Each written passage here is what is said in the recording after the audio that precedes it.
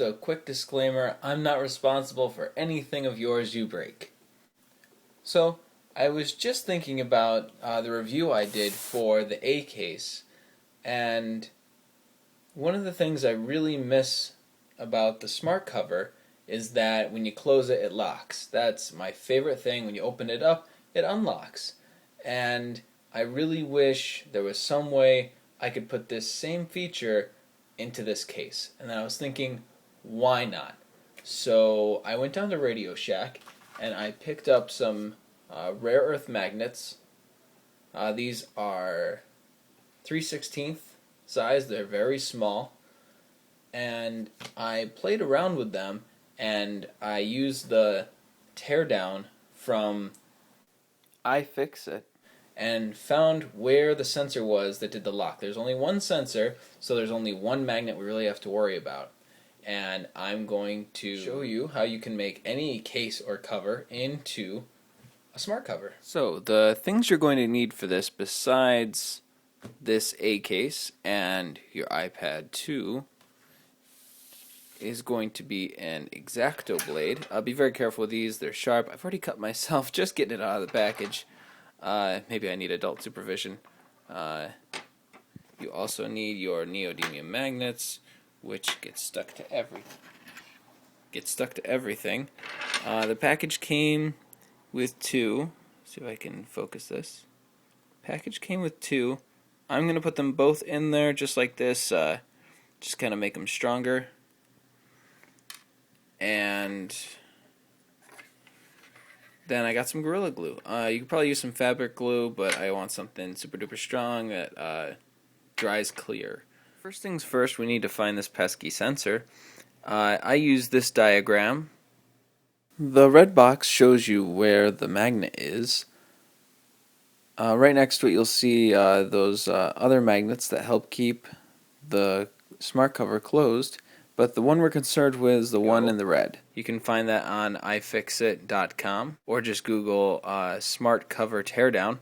So you need to find the sensor. I got my magnet here, and there's magnets all over this thing. I think there's like over 30 or something like that. So it'll try to like zip to a magnet. Try to get it close to one. I'll just kind of there. See, there's all of them just along the side. You can feel it kind of pull towards them, but the sensor we are looking for is over on the right side here, and it doesn't really have a pull to it. There it is. Unlock, lock, unlock, lock, unlock, lock. There you go. That's where you want it to be. If you let go, yeah, there, it should lock. So now that we know where the sensor is, we're going to need to install the sensor over here. I'll line it up nice and pretty when I do it, but I'm going to show you how I'm going to install it on this piece of paper right here. So basically, I'm going to make an incision like this. I feel like a surgeon. And after I've done that, we'll have a hole right there. And we'll open it up, and I'll kind of dig a spot in this thick layer of the case. I'll have to do it with an eXacto blade, but if you have a Dremel tool with a very small bit on it, that would probably work even better. And then this is going to represent my magnet. I'm going to put it right there. Glue it, cover it up, glue it some more, smooth it over, and it should look nice and pretty and ready to work. What I did is lined up the magnet on the iPad, and then folded it over and made a mark for where the magnet's supposed to go. Then I drew that shape around the spot, took my eXacto blade, and went just through the top layer of that very soft suede-like material. And you just fold it back, and ta-da! It's cardboard. So we are going to make a little hole right in the center of it, big enough to fit that. Looks like it's going to fit nicely. Be careful when you're digging out the hole for this thing that you don't go through the other side. So I used the eXacto and made the hole. I'd probably advise not using a Dremel tool now because you'll probably more easily go through the other side. So we have our magnet here, and we're going to put the magnet, use my pinky to hold this down, in our recently acquired hole. And you want it to fit pretty snug. I got it to just about the right size. Yep, there it is. It's nice snug in there. We're going to go for a test drive before we actually glue it in. So I taped it in there. We're going to see if it works. Alright. Now it's on.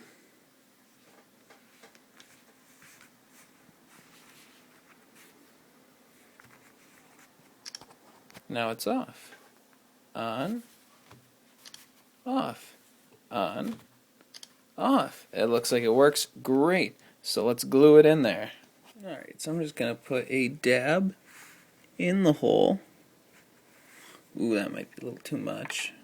Oops. Alright, and line up the magnet again. Somehow I know I'm going to have Gorilla Glue all over my fingers. Stick it in where we had it. And make sure it's seated nicely. Yep, there it is. Push it a little more. Yeah, and we're all good.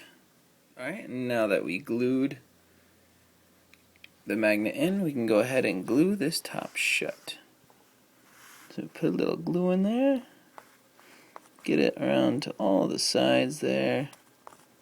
Try to make it as flush with the rest of it as possible, maybe a little on the edges. Alright. And give her a nice close. A little glue seepage is okay. Can kind of bring it around the corners there. Let this dry for a couple minutes before you try closing it again, so you don't glue your case shut. Just till it's nice and hardened. We're all set. This spot here is actually when I first took out the Gorilla Glue. I put it down the desk and a little dripped on it. And in my hasten emergency to get some paper towels, I closed my A case on my desk, and well, I kind of glued it to the desk. So, in hindsight, don't glue your case to your desk with Gorilla Glue. But let's try this out. Go here and get the little button.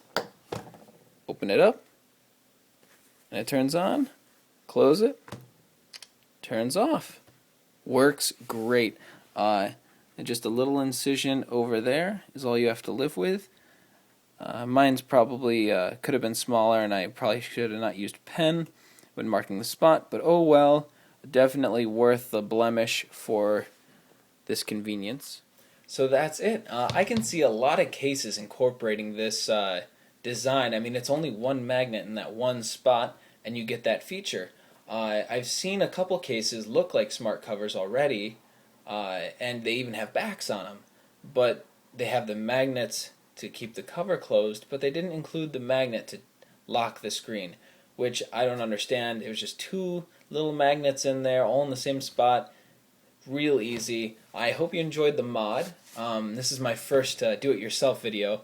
I kind of felt like Kip K there for a minute, but I hope you like it. And you can do this with pretty much any portfolio case. If you don't mind the magnet against the iPad, you could probably do it with any cover. Let me know what you think, and yeah, I'm glad this turned out.